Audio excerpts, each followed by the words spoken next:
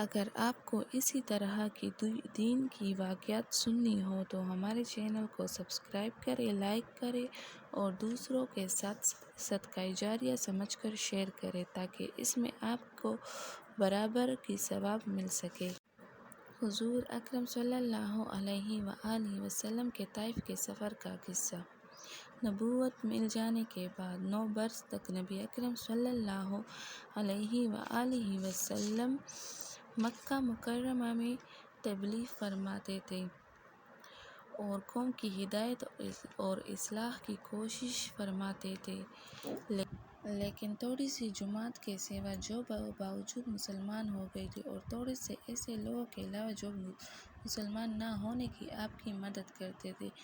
اکثر کفار مکہ کو آپ کو اور آپ کے صحابہ کو ہر طرح کی تکلیفیں پہنچاتے تھے، مذاق اڑاتے تھے اور جو ہو سکتا تھا اس سے درگزر کرتے تھے۔ حضور صلی اللہ علیہ وسلم کے چچا ابو طالب بھی انہی نیک دل لوگوں میں تھے جو باوجود مسلمان نہ ہونے کے حضور صلی اللہ علیہ وسلم کی ہر قسم کی مدد فرماتے تھے۔ 10ویں سال میں جب ابو طالب کا بھی انتقال ہو گیا تو کافروں کو اور بھی طرح کے کھلے مہار اسلام سے روکنے اور مسلمانوں کو تکلیف پہنچانے کا موقع ملا۔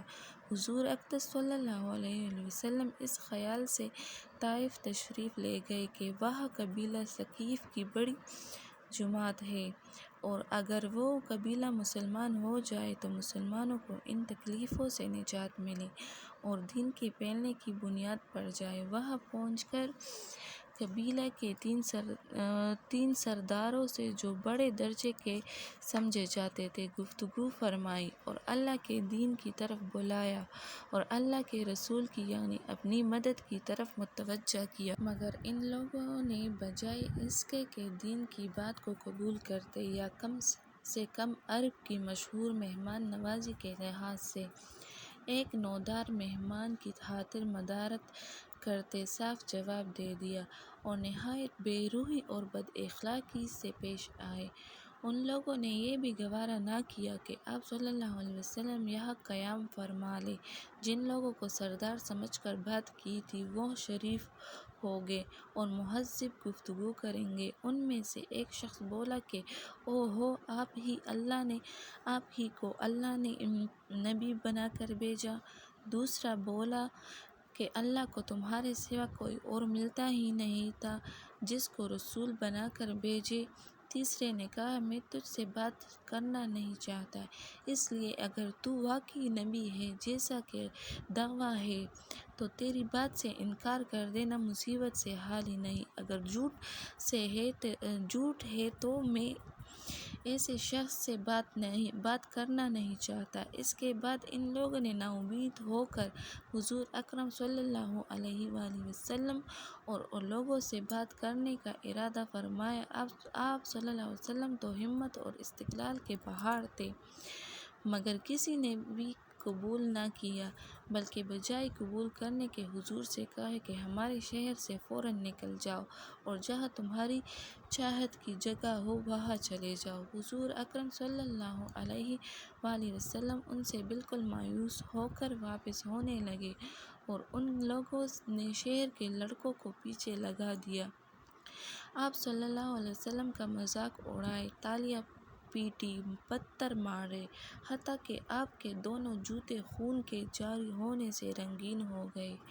حضور اقدس صلی اللہ علیہ وآلہ وسلم اسی طرح کی حالت میں واپس ہو گئے۔ جب راستہ میں ایک جگہ ان شریروں سے اطمینان ہوا تو حضور صلی اللہ علیہ وآلہ وسلم نے یہ دعا مانگی، اے اللہ، تجھ سے شکایت کرتا ہوں میں اپنی کمزوری اور سستی کی اور لوگوں میں ذلت اور رسوائی کی، اے ارحم الراحمین، تو ہی ضعفاء کا رب ہے اور تو ہی میرا پروردگار ہے، تو مجھے کس کے حوالے کرتا ہے؟ کسی اجنبی بیگانے کے جو مجھے دیکھ کر ترش رو ہوتا ہے اور منہ چڑھاتا ہے، یا کہ کسی دشمن کے جس کو تو نے مجھ پر قابو دے دیا؟ اے اللہ، اگر تو مجھ سے ناراض نہیں تو مجھے کسی کی پرواہ نہیں، تیری حفاظت مجھے کافی ہے۔ میں تیرے چہرے کے اس نور کے طفیل سے جس سے تمام اندھیریاں اور روشن ہو گئی اور جس سے دنیا اور آخرت کے سارے کام درست ہو جاتے ہیں، اس بات سے پناہ مانگتا ہوں کہ مجھ پر تیرا غصہ ہو یا تو مجھ سے ناراض ہو۔ تیری ناراضگی اس وقت تک دور کرنا ضروری ہے جب تک تو راضی نہ ہو۔ نہ تیرے سوا کوئی طاقت ہے نہ قوت۔ تو ذرا سوچئے، یہ اخلاق اس کریم ذات کی جس کے ہم لوگ نام لیوا ہیں۔ ہم ذرا سی تکلیف سے، کسی کی معمولی سی گالی دے دینے سے ایسے بھڑک جاتے ہیں اور پھر عمر بھر اس کا بدلہ نہیں اترتا، ظلم پر ظلم اس پر کرتے رہتے ہیں اور دعویٰ کرتے ہیں کہ اپنے محمدی ہونے کا، نبی کے پیرو بننے کا۔ نبی کریم صلی اللہ علیہ وسلم اتنی سخت تکلیف اور مشقت اٹھانے کے باوجود نہ بد دعا فرماتے نہ کوئی بدلہ لیتے۔ یہ ہے ہمارے پیارے نبی محمد صلی اللہ علیہ وآلہ وسلم کے پیارے اخلاق۔ شکریہ۔